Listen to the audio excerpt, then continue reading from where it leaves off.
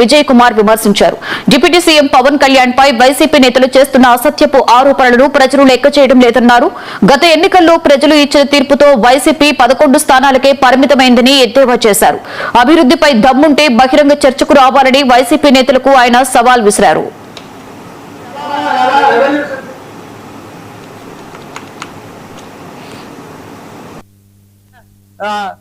మన ట్రెండ్ ఎలా వెళ్తుంది, పరిస్థితి ఎలా వెళ్తుంది, అవతల దేశాలు ఏంటి, ఆ పరిస్థితులు ఏంటి, ఇవన్నీ తెలుసుకొని మాట్లాడాలా. అవన్నీ మాట్లాడడం మానేసి కేవలం కుంకి ఏనుగులు అంటే కుంటి ఏనుగులు ఏంటిది.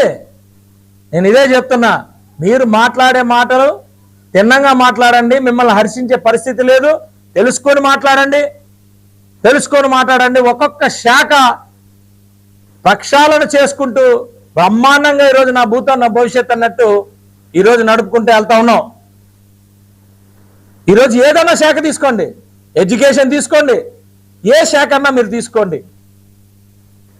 మరీ ప్రత్యేకంగా పవన్ కళ్యాణ్ గారు ఏ శాఖకైనా డైరెక్ట్గా మీరు ఛాలెంజ్ చేస్తున్నారు. మీ దగ్గర సబ్జెక్ట్ ఉన్నట్టు ఎవడన్నా ఉంటే రండి, మనం డిబేట్ చేసుకుందాం.